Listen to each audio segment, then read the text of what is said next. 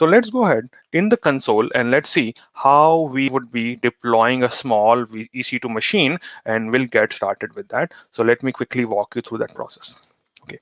Now, what I plan to do here, I plan to deploy a small web server. Let me write down so that everyone is aware that what we are going to do here. So my requirement is that I want to deploy a web server on Linux and host a small web page. That's all I need to. So for that, what I would be needing, I would be needing a physical server. Here it is no physical, it is all virtual, so it is will be EC2. Then we would be needing an operating system. Then we would need some component which will make it a web server, and then we will host a web page on that. So that's what I am going to walk you through how it would look like. Now, everything is done through AWS Management Console here in this demo, but you can do everything here in a command line also, or maybe through automation, or maybe through script. EC2 is a regional service.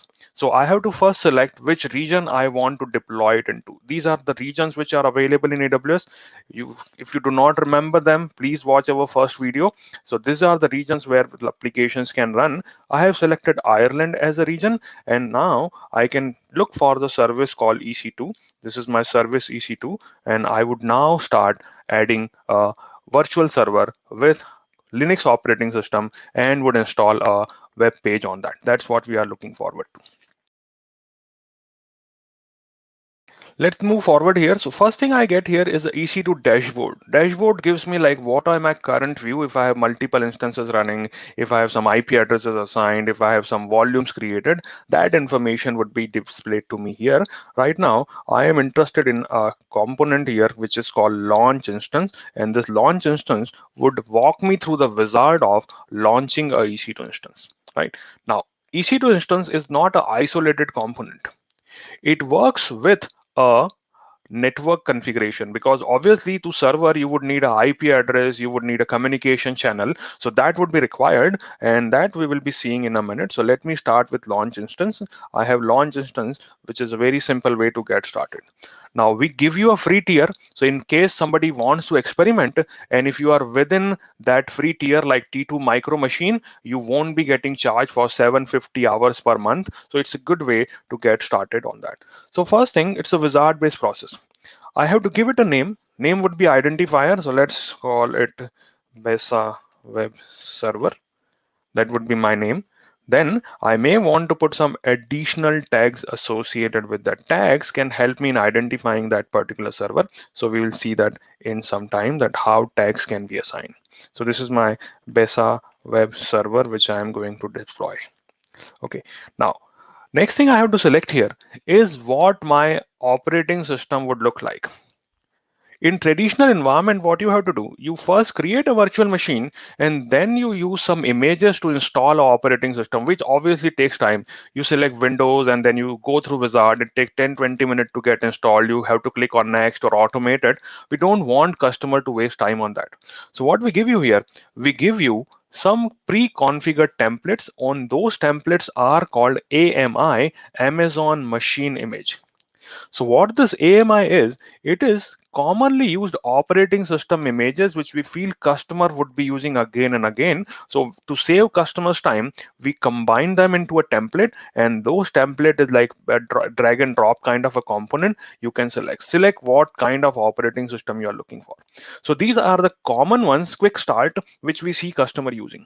Now when I say, let's say, hey, I'm looking for a Windows machine, so I can select Windows, and here in that it would be telling me, okay, do you only need plain vanilla Windows, or are you looking to get any additional software with that? So see this, Windows Server 2019 base, and I have other option that I need a Windows Server with containers.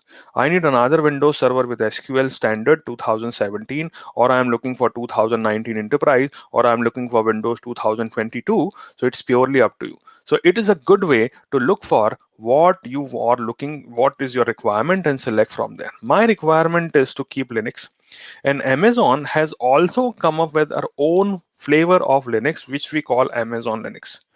So this Amazon Linux is a fine-tuned version which has some component already installed to facilitate your journey into cloud. Like it has some agent installed, it has some monitoring tools installed. So that's what is called Amazon Linux. So we are selecting Amazon Linux here. So first thing I selected is a what operating system my requirements are. Now, am I limited only to these operating system? Answer is no. What customers can do when they are operating at large scale, they may create their own AMIs, which is a custom version of AMI. So if I know that in a particular web server, I always need a specific component to be installed, or I always need a service to be stopped and not started at all.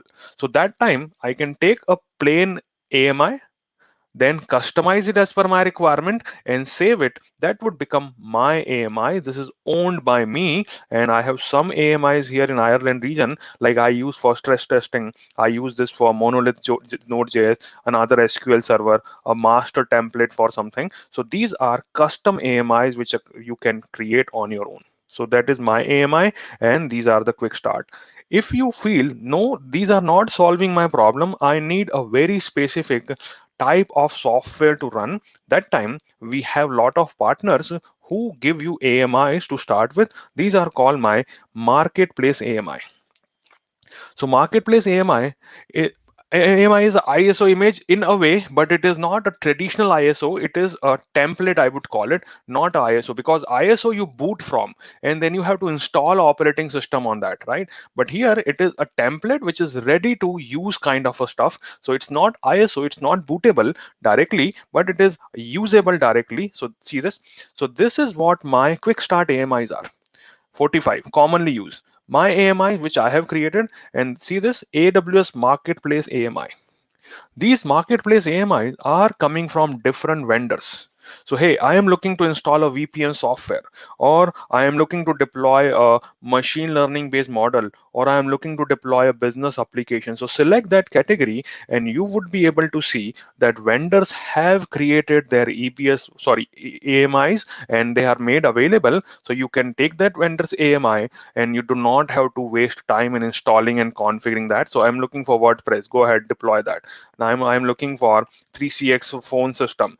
I'm looking for CSI Red Hat Enterprise Linux, and maybe I'm looking for Odoo package by Bitnami. So these all marketplace AMIs are available, which I can directly leverage. So it is purely up to you how you want to get started. If you are experimenting, probably you will start with quick start and select Amazon Linux here. Now, two things here. I can select a architecture which is called x86.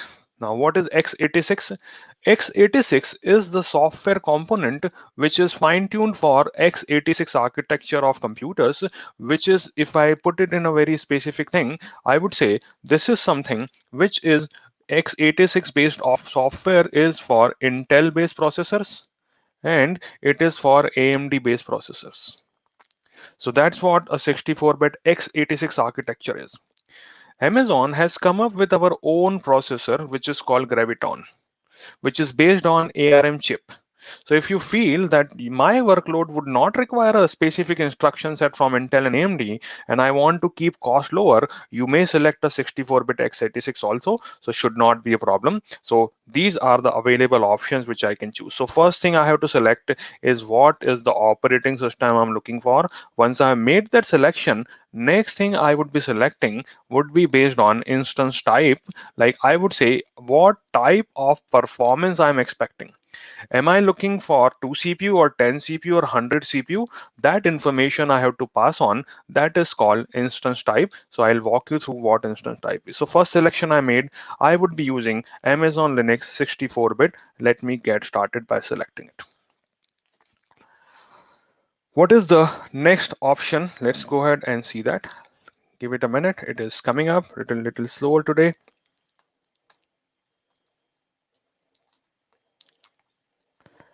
Yeah, see this. So I selected a AMI.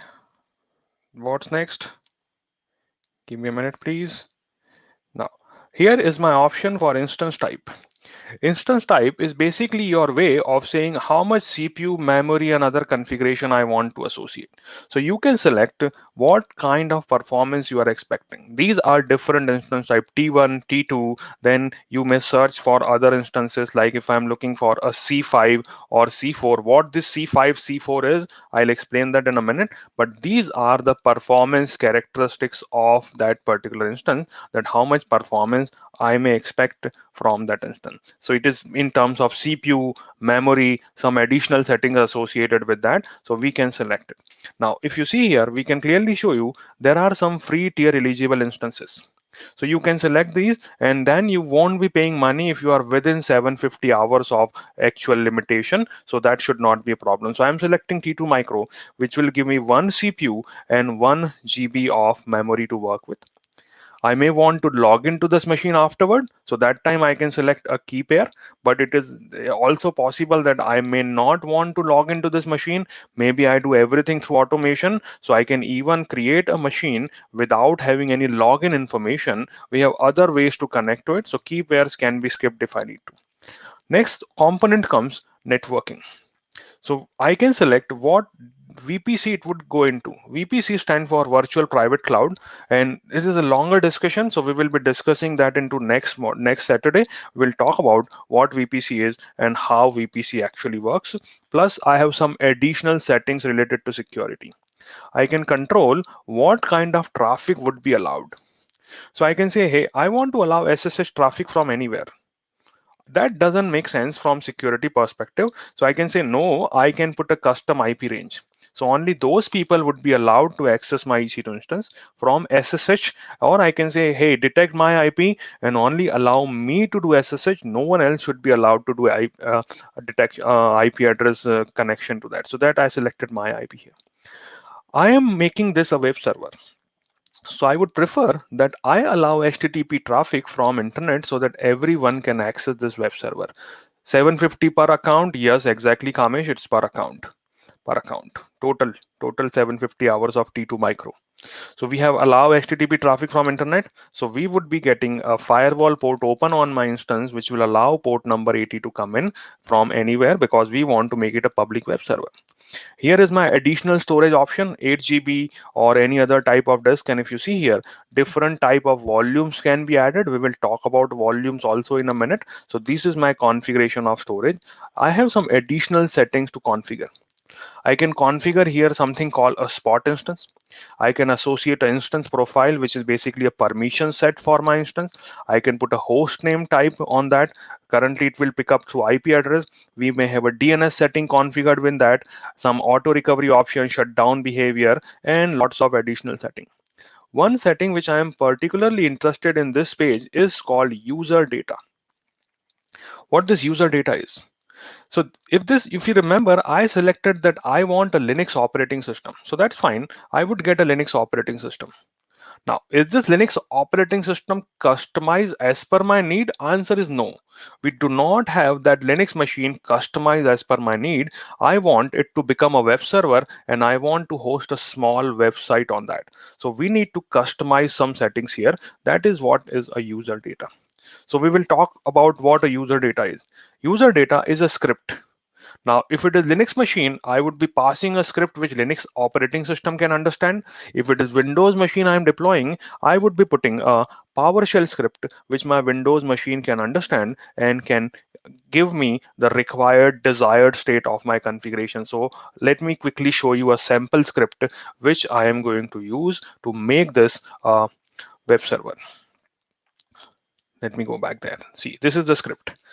What I'm going to do in this particular script, sorry, I am going to bin bash, means going to command prompt, using yum update to update all the components there. And then I am saying yum update install httpd. That is basically saying, hey, I also want my httpd service to be installed on that, and then create a page called index.html in the directory where you would display, here is my web page, and that would allow me to host my application. So that is a sample application which I'm going to deploy. It won't do fancy stuff, but it would just say, what is my web page? It will say, welcome to AWS, here is my web page, and it would be hosting it into the directory /var www HTML and the file name is index.html. Now, if you have a complicated script here, which would make your machine join Active Directory or go to GitHub and deploy application or run some antivirus software before we get started, so that is up to you how you want to put settings here. So, but it is very easy to just get started with this type of script, and there are lots of samples available. I would be sending some reference link in the reference today where you should be able to see these things into much detail, right? So hopefully everyone is following along. I would use this script, copy it and paste it here so it would be executed. By default, it would execute one time only when the machine is getting created for me. Afterward, if I reboot, it won't execute. That is default, but it can be changed. Here is my summary. How many instances I am looking for? One. What operating system? Amazon Linux, T2.micro. I am having a new security group created, 8 GB volume associated. And once I am happy with all the setting, I can go ahead and say launch instance. And what is happening now that one of the instance based on the configuration I specified is getting ready for me. Okay, so we submitted this information to AWS backend, and AWS backend is now figuring out that where is the best physical server to launch the required configuration, how many CPUs you are looking for, what kind of operating system, what network configuration you specified. Based on that, we would select a suitable physical host, suitable system, and launch your EC2 instance on that particular location based on the configuration you have specified. And you can monitor it. Launch logs. What we give you an instance ID, which is I dash a random number. And here we say what we were able to successfully do. We initialize the request, creating security group rules, and we started launch of instance. And this is where my instance is getting launched for me. Okay. Hopefully everyone is following along and understanding what is happening here. So we are able to decide. How does scheduler decide where to put the VM? Vijay, it is purely based on what you requested and what capacity is available in our environment, right? So that logic, I don't think a customer would get benefited if they know about it. We make sure that based on the configuration you have requested, we allow you to host it on the best suitable platform for it. But maybe we have thousands of servers running, which one would get selected? There is some smart logic running behind which would make sure that you get the requirement. Because as a customer, let's say you go to McDonald's, you say I need a burger, that's all you'd say, right? You do not worry what kind of air fryer they are using or from where their ingredients are coming in or what is their recipe. This is a service. In a service, you request something and you get a response. How they take care? Have they hired temporary employee or are they full-time employee? Is this employee working from 10 year or 15 year? What is their selection process of employee? It doesn't matter. I am interested in getting a burger, getting a coffee, and that's the main idea of encapsulating service and not worrying about any nitty-gritty details behind it, right? Okay, so that's my server is running, and as you can see, this is my instance. This is having T2 micro. It is in running state, and I have a status check initializing. What happens here that we don't just give you instance. It may happen that while it was booting, there was some issues, there was some problem. So we always perform status checks with your machine, and that is currently initializing. So in status check, we perform two checks. First is system check. What is the system check? Let me quickly talk about what this system check is, and then what is your instance status check. Let's talk about both of the stuff. So if you remember, I told you that my EC2 instance is getting on some hardware software combination. So it may happen that this hardware software at the back end has some issue. If it happens, that we check through system status check. So system status check makes sure that the AWS system required for it are running fine. That is the first check. Second check we perform is instance status check. There is an operating system running here, right? What if operating system blue screen? What if operating system could not get connection to to networking? So that's why we will perform another check on your instances, and it is automatically done, and every time it is running. So see this, it says 2 by 2 status checks passed, and I have no problem at all in connecting to these instances. Everything is looking fine, and based on the configuration I have selected, I may have got a IP address like this. See this. So this is a public IP address, and if this instance has worked as the way I expected and I was good with my user data script, if I open this, I should be getting a web page here which says welcome to AWS. Here is my web page. So what we did, we took a basic image, customized it as per our need, and then we were able to run it as a web page. This is one instance. I may customize it more and then make a template of it which can become a base for any new instance I launch afterwards. So that's easy to get started, not a complicated stuff. No need to install and go through operating system, and just go ahead and say what you need and we can get it sorted for you.